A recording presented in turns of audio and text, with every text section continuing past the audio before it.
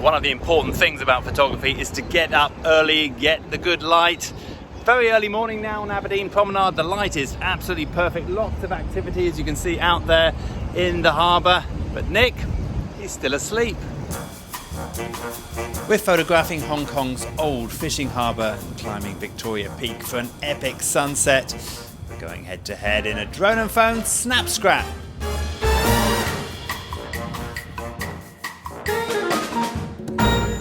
Welcome to the third in our photography challenge, where I, with my drone and phone, challenge our professional here, Nick, with all the gear. Now, Nick, today we're going to be photographing the Aberdeen Harbor, the Aberdeen Fishing Harbour. It's a classic shot, one my grandfather took back in the 1950s.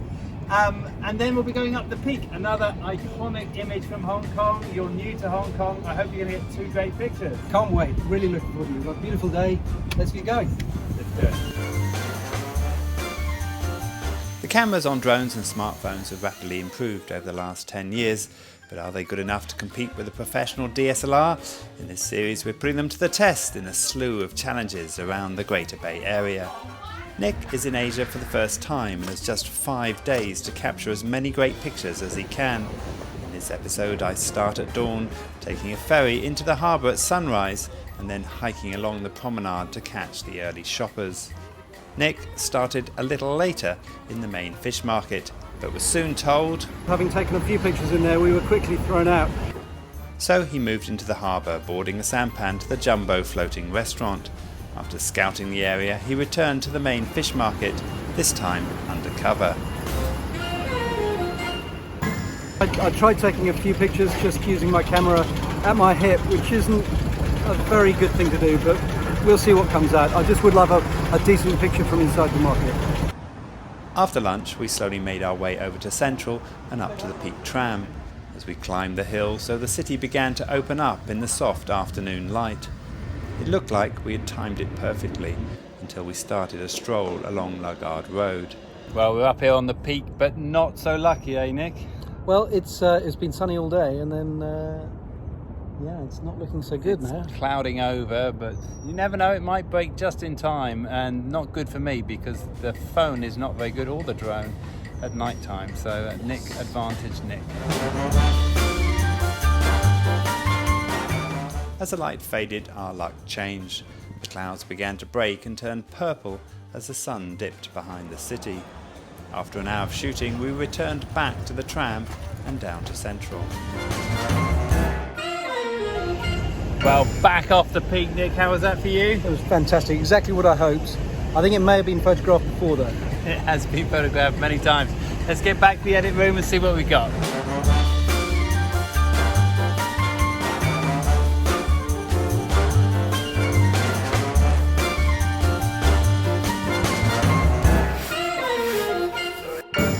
We're back to the edit room and we are battling it out to see who has the best pictures. Nick with his great big Nikon, and me just with my phone. Anyway, we're back here. We were in Aberdeen. Let me go through mine to start with, and we're going to try and work out who has the best picture.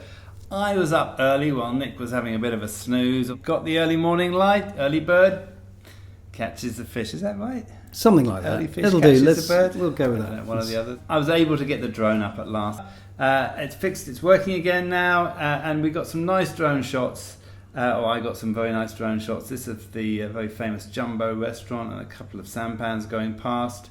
And then into the fish market along the promenade early morning. Some great pictures of the fish and people selling and buying fish off the sampans along the side. Love this old lady sitting there with her dried fish stall and a few squirrely eels and things just to make it a little bit more exciting. This one as I was leaving. And then, of course, a picture from the rooftop, which we both went up together later on. And that's my Aberdeen pictures. If I'm going to choose one, if I have to choose one, I'm going to go for the rooftop. It's a very simple picture, but it tells a story. It does tell a story. Now, Nick, over to you.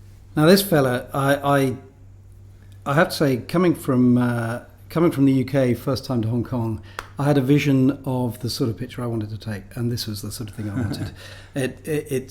He's a character. We got the straw hat. He's in a little fishing boat, and he's pulling up his line. He's caught. I think he thinks he's caught a fish. He actually hadn't.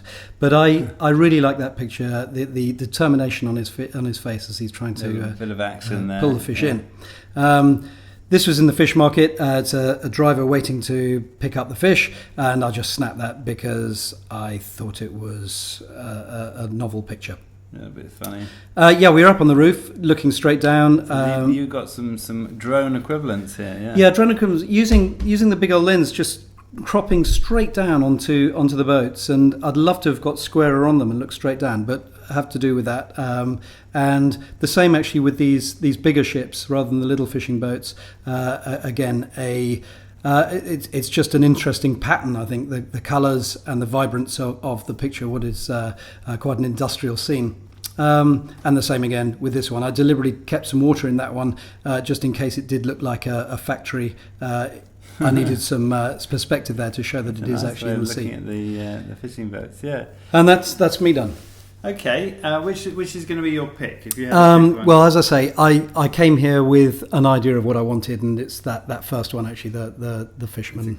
It's a great action shot. Okay, so later on we did what again most tourists would do, and that is go up the peak. At my insistence, yeah. And we had a reasonable luck with the light. It wasn't brilliant, but it was better than it could have been. And you've got a great photograph there off the back. Yeah, it was interesting. I mean, we were waiting for the sun to dip a bit, and I just went for a wander further around the peak, and the sun was setting, and I snapped this one of the islands and the hills. So this is actually, I think, 7 pictures stitched together. Yeah. A panoramic view from the back of the peak. Yes. And then we get into that sort of more classic. You've got to remember, I'm a tourist here. I really want to take a picture of that, like everybody else does, and that's another panoramic shot. Which one would you choose, by the way, if you're going to choose one of the? Well, it's difficult because I think the views of the city have just been done so many times. I'm going to pass on those. I mean, I'm pleased to have my own capture of that iconic view, but I'm going to go with the panorama. Okay, let's move on to mine. So the great advantage that you have with a DSLR with a much larger sensor is that you're not going to have the same issues. You're going to be able to capture those low light moments with crystal clarity. I started in the tram on the way up. I quite like this picture, just this guy pointing and people taking pictures, but kind of gives a real sort of sense of what the tram is like. This is one of the stations that we passed on the way up. And then we actually got not bad light when we first started. Yeah, it was lovely. A few wispy clouds, which of course you always want. These are quite flat, again, classic views from up at the peak, and we went down Luggard Road rather than sitting on the top, just to give us more variety and also the chance for you, as you did and I should have done, to go round the corner and get the sunset. Tried it in black and white as well. If I'm going to choose one, it's probably going to be this one or this one again. I kind of like the coldness of that. It's very similar to the one that I chose in the first episode, but from obviously a very different angle. But I just love the pano. It's so easy to do on these phones, just the pano that you can just do a quick pano. It stitches it there and then you just play around with a little bit with the sharpness or whatever, and you can get these cracking images. How long did it take you to do your pano stitch? Probably 15 minutes, I think, by the time I've played around with it. Yeah. And then as you see, when we get into the night, this camera really struggles, and this is where you're never going to do. The one thing that I managed to get is this really colourful picture of the peak, the building at the peak where the tram comes into. I think you may have got me on that one. I'm going to go with mine for the fishing village for Aberdeen. But I don't think I can compete with your night shots. I do like that one quite a lot. Well, it could be down to technology, but there we go. We want your opinion, so please let us know what you think is the best picture from the 2 locations in the comments down below. For now, though, until next week, we're going to go into the Chinese mainland to get something very different. My name's DJ Clark. My name's Nick Moore. And this is Drone and Phone.